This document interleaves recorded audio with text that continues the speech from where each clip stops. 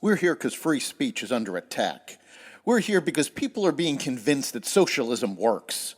We're here because people are being judged guilty until proven innocent. We are fighting back with facts. This is not a safe zone, so buckle up, Buttercup. This is the raw, naked truth.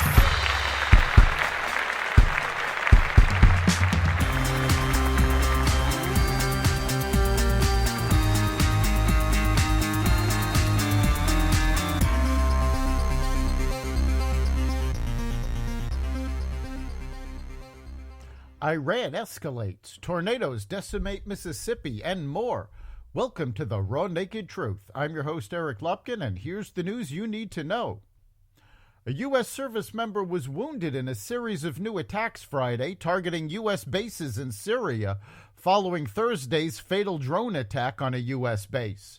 On Thursday, a U.S. contractor was killed and 5 U.S. service members and a second U.S. contractor wounded when a suspected Iranian drone hit a coalition base in Syria, according to U.S. officials. Following that initial attack, Defense Secretary Lloyd Austin said in a statement that U.S. Central Command forces retaliated with precision airstrikes against facilities in eastern Syria used by groups affiliated with Iran's Revolutionary Guard. The Defense Department said the intelligence community had determined the unmanned aerial vehicle used in the Thursday attack was of Iranian origin. There was another 3 attacks on Friday on U.S. military bases in Syria since the retaliatory U.S. airstrikes. A U.S. service member was wounded in one of those attacks, the official said. U.S. officials confirmed one of the 3 new attacks targeted an American base southeast of the Syrian province of Deir al-Zur on Friday, saying there were lots of rockets fired, but no known U.S. casualties. Reports surfaced that a missile salvo had targeted a U.S. base near the Al Omar oil field.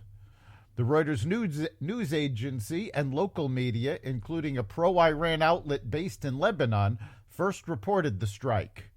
Photos and reports on social media suggested at least one missile had missed the intended target, hitting homes in the region instead.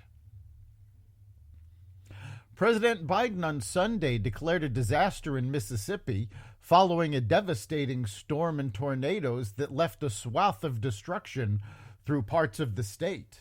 In a White House readout, Biden confirmed that federal aid was on its way to Mississippi and that it makes funding available to affected individuals in Carroll, Humphreys, Monroe, and Sharkey counties.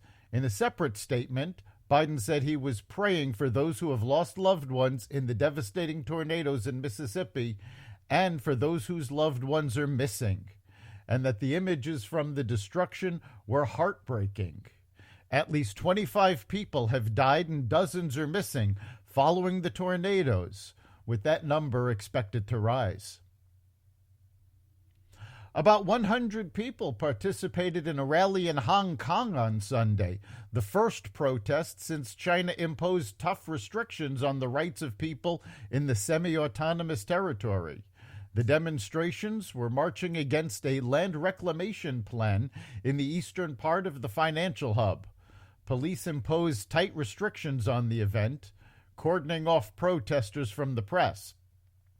Participants had to wear number tags, and authorities vetted their banners ahead of time, although the demonstrators were allowed to chant slogans in opposition to the project.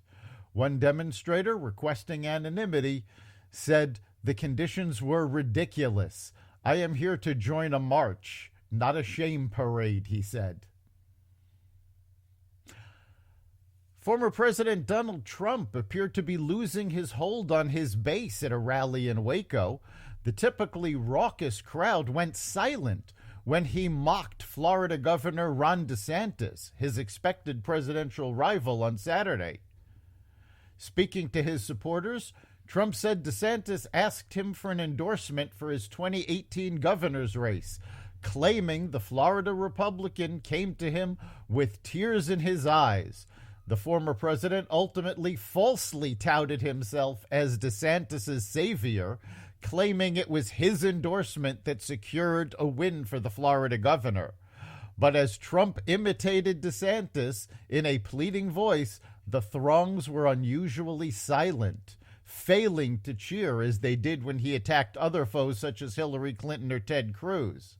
This is the latest indication that even Trump supporters are tiring of his antics. NATO on Sunday called Russian President Vladimir Putin's plan to station tactical nuclear weapons in Belarus dangerous and irresponsible. Ukraine condemned Putin's rhetoric, too, calling for an emergency United Nations Security Council meeting to address Russia's nuclear blackmail. Putin said Saturday that his decision was similar to the United States' storing of dozens of nuclear weapons in Europe. Putin's remarks were not unexpected, but they marked an escalation of his veiled references to the possibility of a tactical nuclear strike in Ukraine, where his forces are bogged down more than a year after invading. Experts said Putin's decision marked a significant reversal from his previous boasting that, unlike the U.S., Russia didn't deploy nuclear weapons in other countries. The Vatican and Pope Francis on Saturday unveiled new legislation that updates existing rules within the Catholic Church, allowing senior clergymen to be held accountable for covering up sexual abuse within their diocese. The new guidelines extend previously held accountability clauses over sexual abuse to cover lay leaders of the Church, and also reaffirm the Church's belief that non-consenting adults can also be victims of abuse. The legislation was first drafted in 2019, following a series of sex abuse scandals in the U.S., Latin America, and Europe. It says that all Catholic churches must have a public, stable, and easily accessible process for reporting and stopping sexual abuse. That's the Raw Naked Truth. You can catch every episode of The Raw Naked Truth at xvadio.com/podcasts, the Apple Podcasts app, Google Podcasts, Spotify, iHeartRadio, Stitcher, Amazon Music, Audible, and other platforms that respect freedom of speech. We'll see you next time.